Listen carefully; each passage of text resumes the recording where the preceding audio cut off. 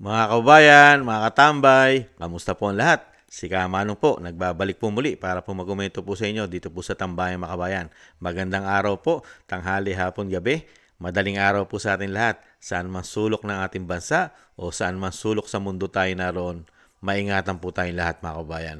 Ito po, komentuhan po natin, ito pong issue po ni alias Rene kay Senadora Hontiveros. At yung issue po ng pulburon kay De Lima, mga tambay, ay pag-usapan din po natin dahil po siya ay kinatigan daw po ng korte, mga tambay. Pinagtibay ang akwital, mga tambay, ibang klase po. Issue ng pulburon ito sa Muntinlupa, nakikipag-party pa ito. At napakarami po itong testigo, mga tambay, na sinasabing bumaliktad daw po. Ito po ang pinagtataka natin. Kay Senator Risa Hontiveros, mga kabayan. Dahil ayon po kay Senator Sherwin Gatchalian, ay kailangan daw pong kasuhan ng perjury. Ng perjury po itong bumaliktad o bumaliktad na testigo dito po sa sinasabing kay Risa Hontiveros. Pero pagdating naman po dito kay Laila De Lima, isang damukal po na testigo naman ang bumaliktad para po siya ay ma-acquit. Pero wala naman po isinasampang perjury yata sa mga bumaliktad. Nakapagtataka, no? Pagka puro kakampi yata nila never yatang, never magkasala, mga kabayan. Walang karapatang magkasala sila, mga tambay. Ibang klaseng gobyerno ito. Ito po, pakinggan po natin itong Senado at isunod po natin si De Lima. Isinusulong ni Senator Sherwin Gatchalian ang pagsasampa ng kaso laban kay Michael Maurilio alias Rene na naunang tumestigo sa pagdinig ng Senado kaugnay sa mga kaso ng religious leader na si Apollo Kibuloy. Ito'y matapos baligtarin ni Maurilio ang kanyang mga inihayag sa Senado at sinabing binayaran lang umano siya para tumestigo laban kay Kibuloy. Ng senador, nanumpa si Maurilio sa Senado upang magsabi ng katotohanan at binigyan ng pagkakataong magsalita ng malaya para maabot ang hustisya. Ngunit ngayon ay iba na ang sinasabi at lumalabas anya na nagsinungaling siya laban sa Senado at taong bayan na isang sampal sa mukha ng institusyon. Dapat anyang kasuhan ito ng perjury at lying under oath dahil sa pagsisinungaling sa Senado. Sa Lunes, isasagawa ang press conference na pangungunahan ni Senator Risa Hontiveros kung saan inasahang magsisiwalat ng iba pang impormasyon kaugnay ng issue. Yan mga tambay, nakakahiya daw po sa institusyon ng Senado yung ginawa po mga pagbaliktad dahil daw po ito'y under oath. Mga bayan, ito po mga testigo. Pagka ganyan po, isama nyo na rin po yung mga bumaliktad. Yung mga bumaliktad na mga testigo kay Laila De Lima, Senator Gatchalian. Dahil mayroon din pong bumaliktad, kaya nga po na-acquit. Di po ba acquittal? Dahil bumaliktad yung mga testigo ni De Lima. Yan po inimbestigahan din sa Senado. Isama nyo rin pong kasuhan ng perjury. Hindi po ba? Para po maging fairness kayo at makita ng taong bayan na wala kayong kinikilingan. Ito po, pakinggan po natin ito kay De Lima naman, mga tambay. Vice Decision ni Regional Trial Court Branch. Umpisahan po natin. Ito po. Sa 50 pahinang revised decision ni Regional Trial Court Branch 204 ng Muntinlupa City Presiding Judge Abraham Joseph Alcantara, pinagtibay nito ang kanyang naunang desisyon na acquittal o pagpawalang sala kay dating Senador Laila De Lima at Ronnie Dayan sa kasong may kaugnayan sa illegal drug trade sa New Bilibid Prison o NBP. Ito ang kaso na ni-remand o ibinalik ng Court of Appeals sa nasabing korte noong nakaraang buwan. Binigyang diin ni Judge Alcantara na ang kanyang orihinal na desisyon ay malinaw at maliwanag na ang recantation ay lumikha ng reasonable doubt o duda para mahatulan ang mga akusado. Kaugnay ito sa pagbawi ni dating Bureau of Corrections o Bucor Officer in Charge Rafael Ragos ng kanyang testimonya laban sa dating senador. Mahalagaan niya ang testimonya ni Ragos at kung wala ito ay hindi pwedeng hatulang guilty sina De Lima. Nanindigan ang huwes ang kanyang naging batayan ay ang nauna pa rin itong desisyon. Dagdag pa ng korte, sa simula pa lang ay napatunayan na ng prosekusyon ang talamak na illegal drug trading sa NBP, bunsod ng mga nadiskubreng kubol at nakuhang illegal na droga sa isinagawang raid. Pero bigo itong patunayan na nagkaroon ng conspiracy o sabwatan ng dalawang akusado na sina Dilima at Dayan sa mga direktang gumawa ng krimen. Samantala sa kanyang opisyal na pahayag, sinabi ni Dilima na vindicated siya sa maraming pagkakataon. Gusto lang anya siyang patahimikin. Nagpasalamat siya kay Judge Alcantara dahil sa paninindigan nito na pagtaguyod sa hustisya at pagpapatibay ng naunang desisyon nito na pagpapawalang sala sa kanya. Dagdag pa ng dating senador, maninindigan siya para sa hustisya, reforma at hindi siya mapipigilan. Dante Amento, UNTV. Yan, nakita niyo po mga tambay? O yan, Senator Gatchalian, isama niyo po si Ragos, wag lang po si alias Rene. Si Ragos po, bumaliktad po sa kanyang mga testimonya, di ba? Sa kanyang mga patotoo. Laban po ito dito kay Dilima. Alam naman po namin 'yan. Expected na po namin 'yan. Kasi napakarami na po na may kaso po.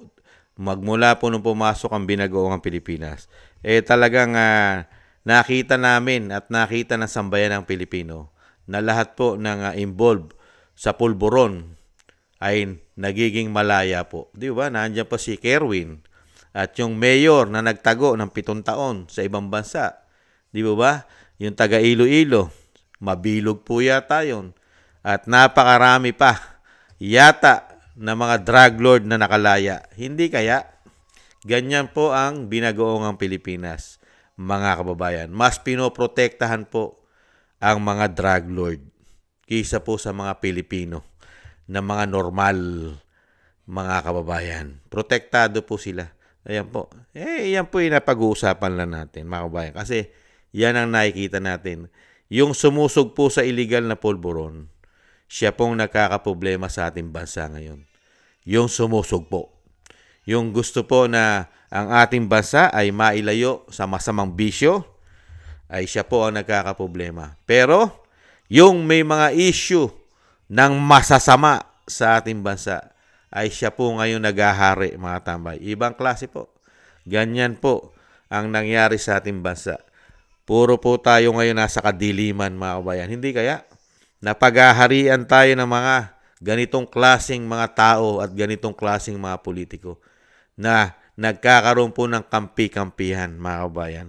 Nakita nyo, hindi po ba talagang ang politika po ngayon nung pumasok po sila, lalo-lalo itong Binagoong Pilipinas, mga kabayan, pagkakasama nila yata at kaalyado nila yata ay talagang kailangan protektahan, mga kabayan. At never itong magkakasala at never din itong magsisinungaling, mga kabayan. Laging pawang katotohanan lamang ang kanilang ginagawa. Ibang klase itong mga tao na ito. Yan. Ano po gagawin po dyan? Katulad po ni Congressman Gatchalian. Ibang klase, no? Perjury. Dito sa kay alias Rene na nakonsensya dahil hindi niya matiis o siguro nagkaonsihan sila. Hindi kaya ay binawi niya po ang una niyang testimonya sa Senado, mga kababayan, laban sa mga aligasyon niya dito kay Buloy, kay Vice President Sara Duterte at kay dating Pangulong Duterte, mga kababayan. Pero kailangan sampahan siya ng perjury. Pero dito kay Dilima, mga kababayan, binawi din ni Ragos yung kanyang testimonya na magdidiin kay Dilima. Pero walang perjury. Ganyan po sila kalupit, mga kabayan. Ganyan po kalupit. Ginagawa pong tanga at bobo at gago ang mga Pilipino. Sila po ay nagiging matuwid. Pilit po nila itinutuwid ang kanilang pong pagkatao sa mga Pilipino. Sa mga Pilipino. Hanggang lupa. Hanggang dito lang po yan. Sa lupa. Pero yung mga ginawa ninyong mga katarantaduhan, kagaguhan, di ba? Kawalang hiyaan. Yan po yung nakikita po yan. Nangahatol sa inyo. Hindi po ba? Kaya dito po mga kabayan, expected na po natin ito. Expected na po na nung pumasok po ang may issue rin ng pulburon. Siyempre, sino po ba ang magkakampi-kampihan? Sige nga. Katulad po kay Dilima, sino kakampi riyan? Yung mismong Commander-in-Chief may issue rin. Hindi po ba? May issue ng pulburon at coke. Di po ba? At mismo nung mga nakaraang taon, nakakapasok po ang pulburon sa facility ng Malacanang. Ang tanong, sino kaya nagsusupply doon? Dahil nakakapasok balita po yan Di ba? At nakita nyo po mga kabayan na nangyayari sa ating bansa. Yung nagiging kampi-kampi. At ang ating gobyerno hindi po nagtatrabaho para protektahan ang Pilipino, lalong-lalo rito sa bisyo na ito, na pulburon. Di po ba? Hindi nyo napansin? At itong mga ito, iisa layunin. Itong mga naabsuelto na ito, katulad nitong naabsuelto, at itong isa na nagpapabagsak, iisa layunin. Nakita nyo po yung pattern? Si Risa Hontiveros, number 1 kritiko ng mga Duterte. Di po ba? At ganun din po. Ganun din po itong si Laila de Lima. Di po ba? Kritiko. Di po ba?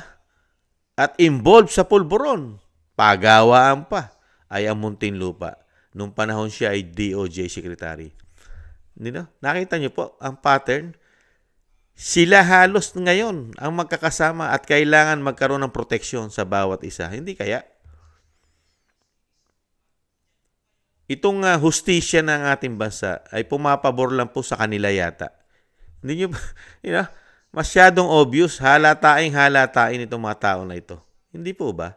Katulad po ng DOJ Secretary, yung kanyang anak na junior, na involved din po ito sa high grade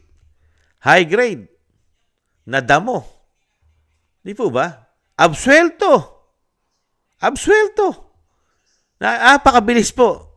Napakabilis ng pag-absuelto rito. Hindi pa yata nakatatlong buwan. Malayang-malaya na. Wala ng kaso. Mga tambay, ibang klase po.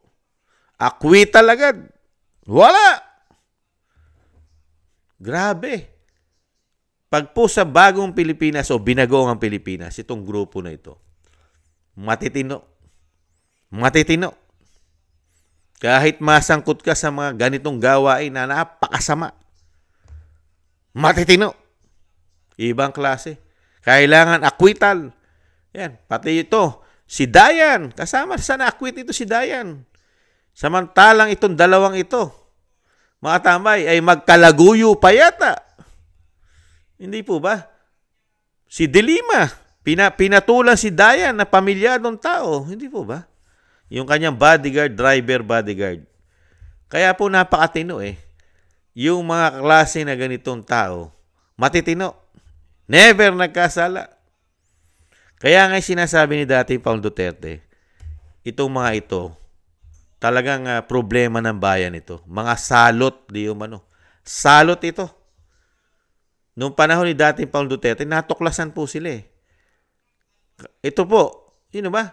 Sumusuporta pa ito. Di umano sa mga kaliwa.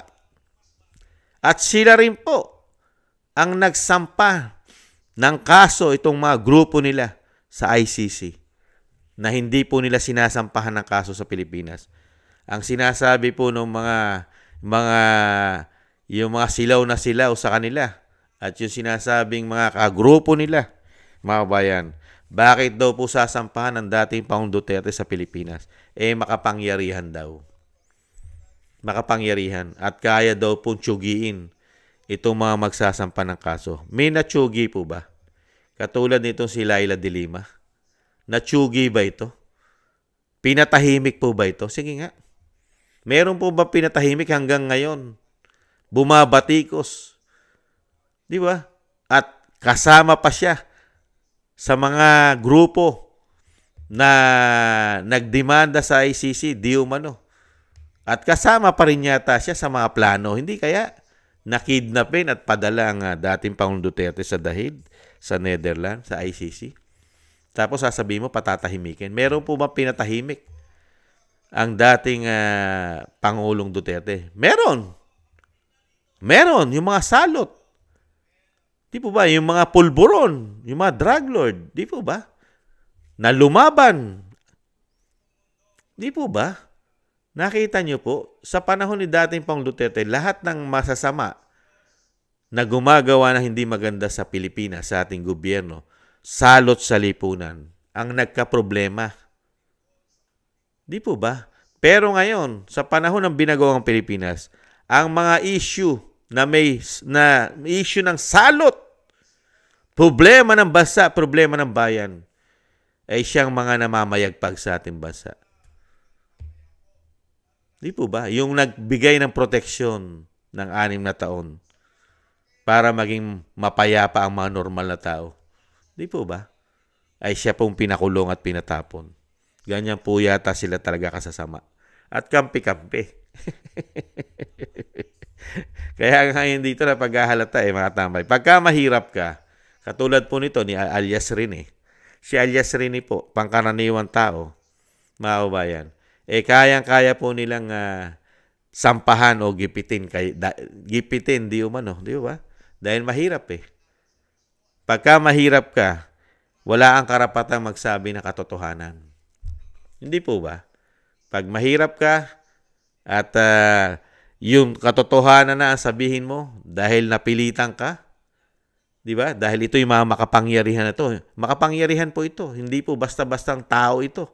Katulad ni Risa Ontiveros. Meron po itong kapangyarihan at meron po itong pera na hawak.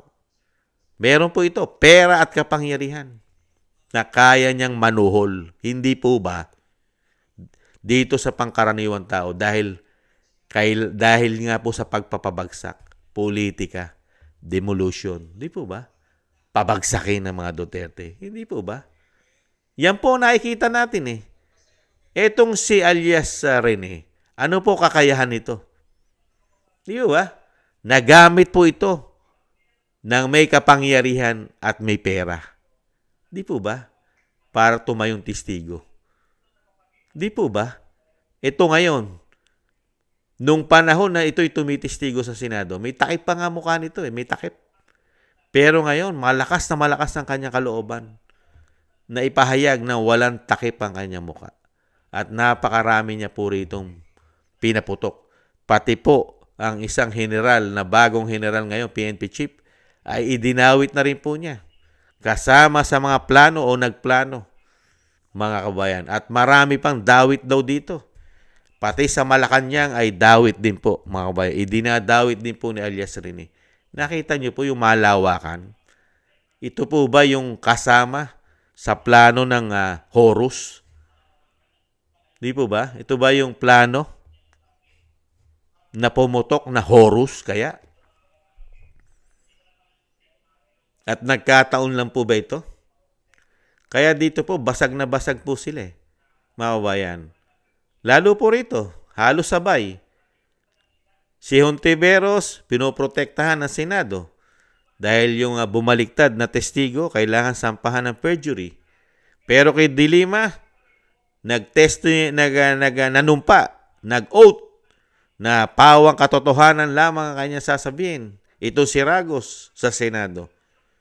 Hindi kaya ito sasampahan din ng perjury ni Senator Gatchalian, mga kabayan? Dahil nagsinungaling din.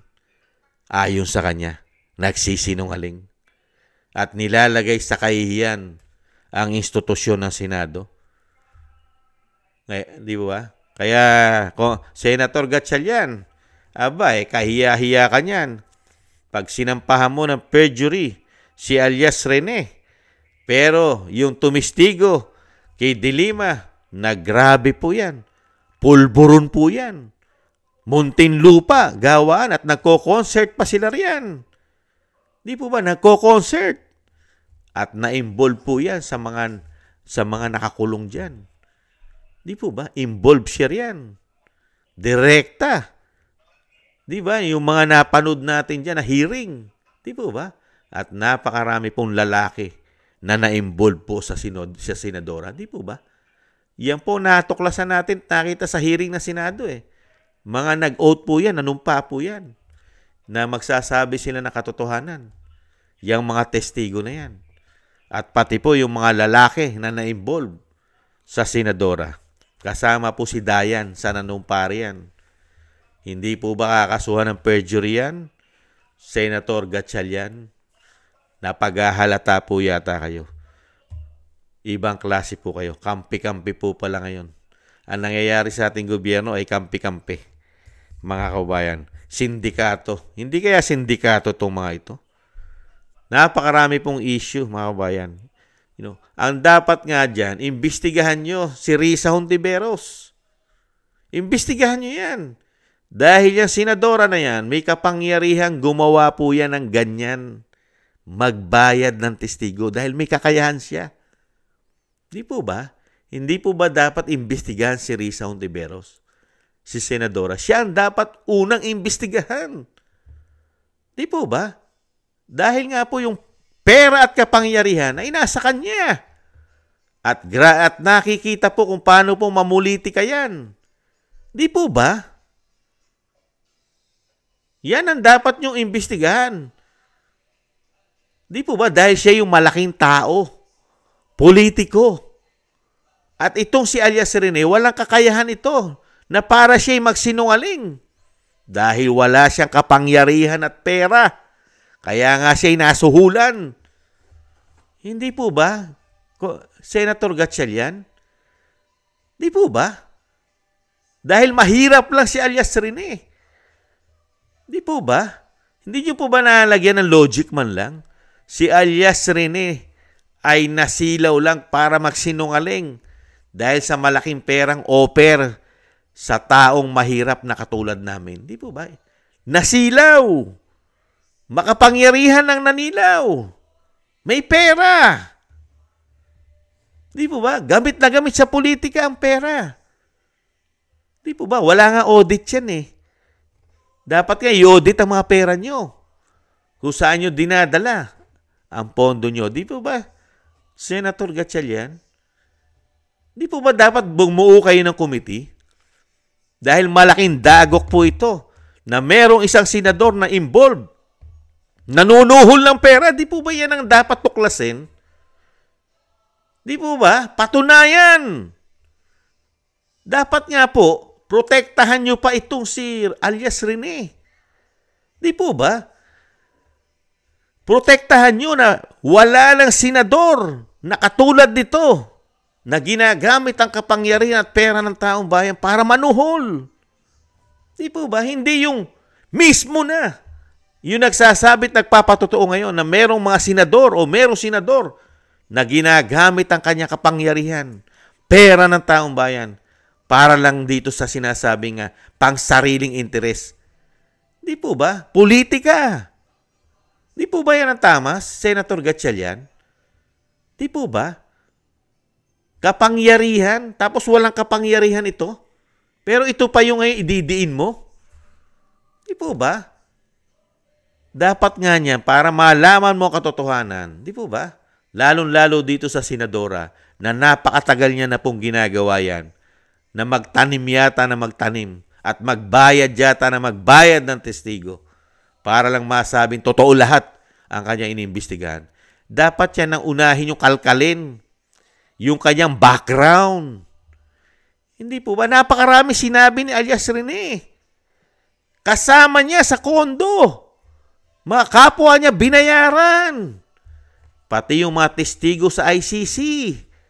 Di po ba? Yan ang dapat imbestigahan. Yung gawain ni Senadora Risa, yung kanyang gawain. Nagtatago siya ng mga testigo. Nakakondo. Bayad. May allowance. Hindi po ba yan ang dapat imbestigahan? Hindi si Alias Rene. Yung pinasabog ni Alias Rene ang kalkalin. Ilabas ang katotohanan. Dahil makapangyarihan ito at napakaraming perang hawak na pondo ng bayan na hindi namin alam kung saan niya ginagamit. Pang sariling interest lang kaya? Kaya mapaghahalata po kayo, Senador Gatchalian. Dahil dito sa isa, nakita nyo po, protektado rin po yata ng Malacanang. Acquittal. Lahat ng kanyang kaso tungkol sa pulburon, mga kababayan. Napakagaling. Tapos ibinibintang po yan sa mga Duterte. Mga tambay, pinatatahimik daw siya. Meron po bang pinatatahimik na hanggang ngayon ay namumulitika? Ibang klase. At nagpapabagsak pa ng mga Duterte. Yan po ang klase na pinatatahimik. Ganyan po sila kasi sinungaling. Di umano, mga kabayan. Kaya itong gobyerno na ito, mga kabayan, hindi po titino ito. At never tayo makakita ng mapayapang Pilipinas sa panahon nila. Never. Mas protektado po ng binagoong Pilipinas ang masasamang tao yata sa Pilipinas. Mas protektado nila ang gumagawa ng masasama, di umano. Ang mga magnanakaw, ang mga drug lord, protektado po yata nila, di umano. Yan po ang klase ng ating gobyerno ngayon.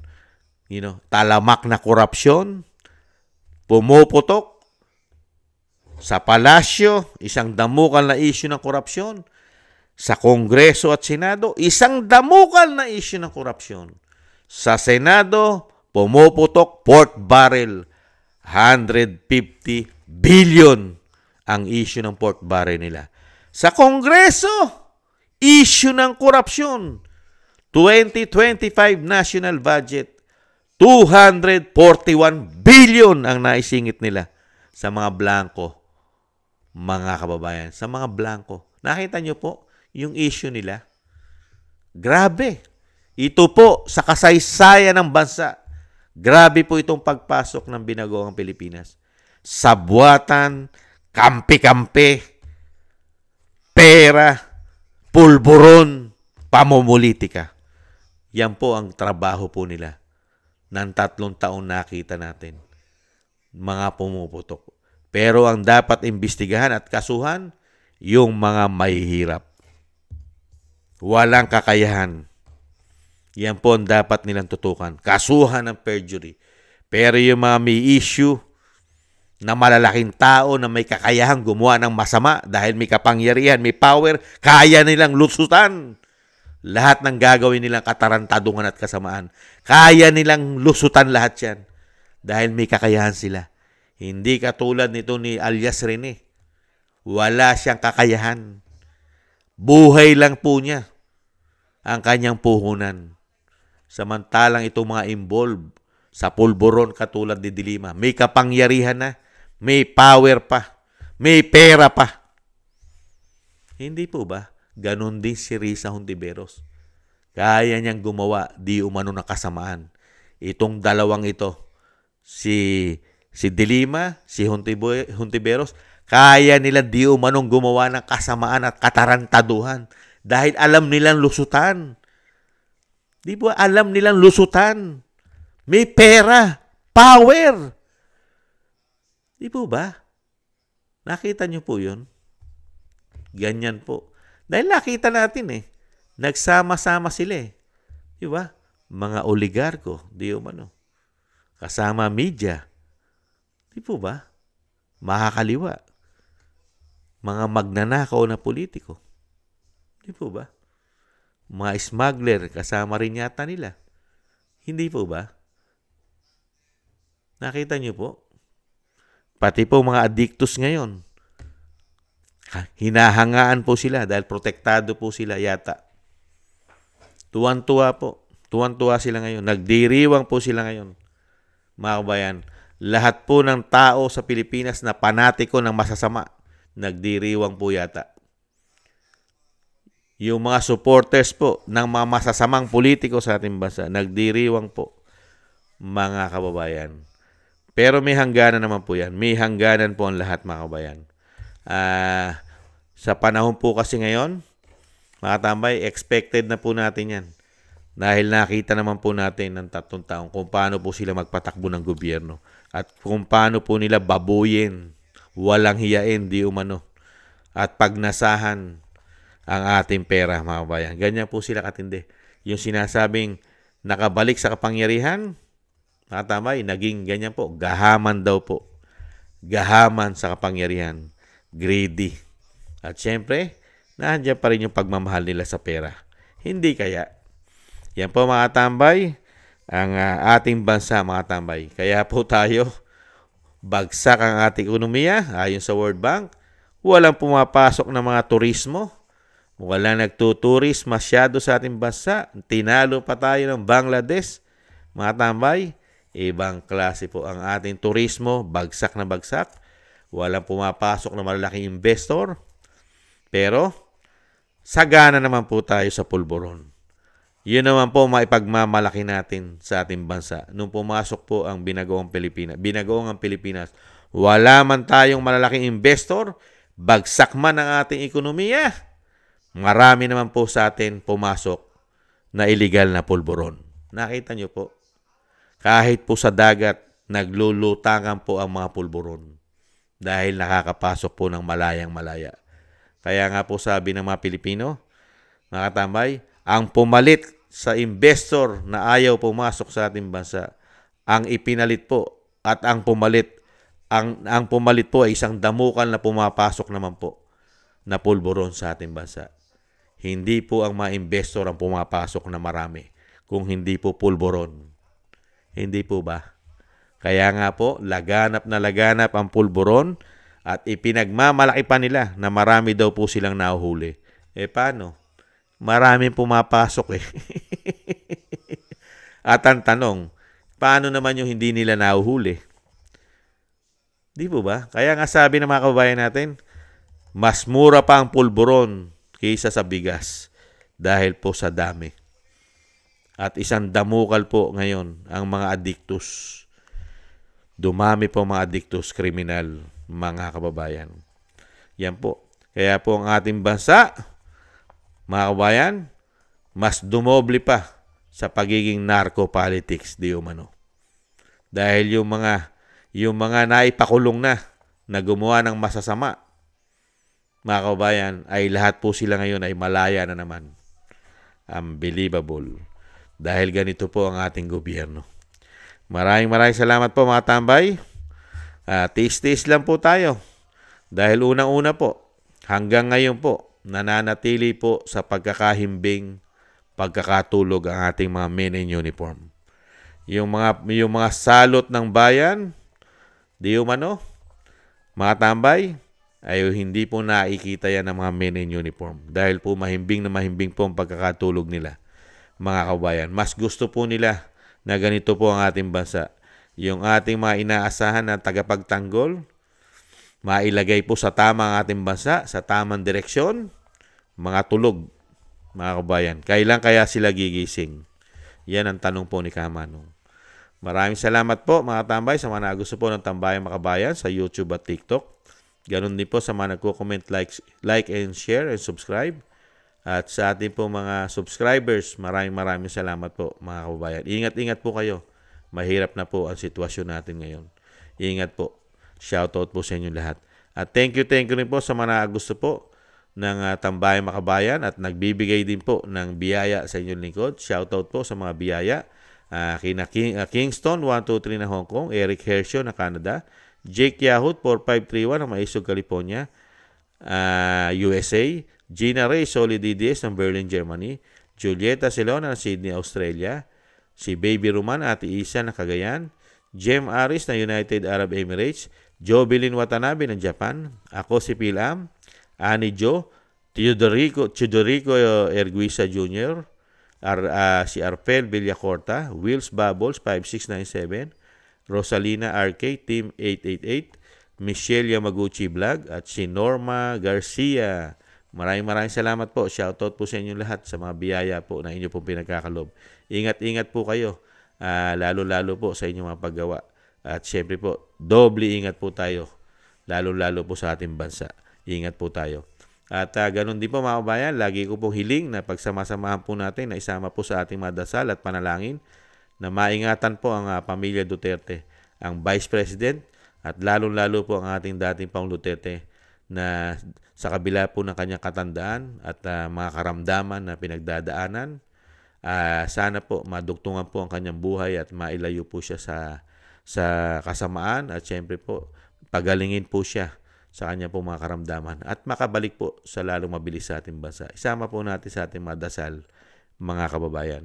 Muli po, maraming salamat po mga kababayan. Sa muli po mga kababayan, maraming salamat po. Ingat po tayo. Paalam. Bye-bye.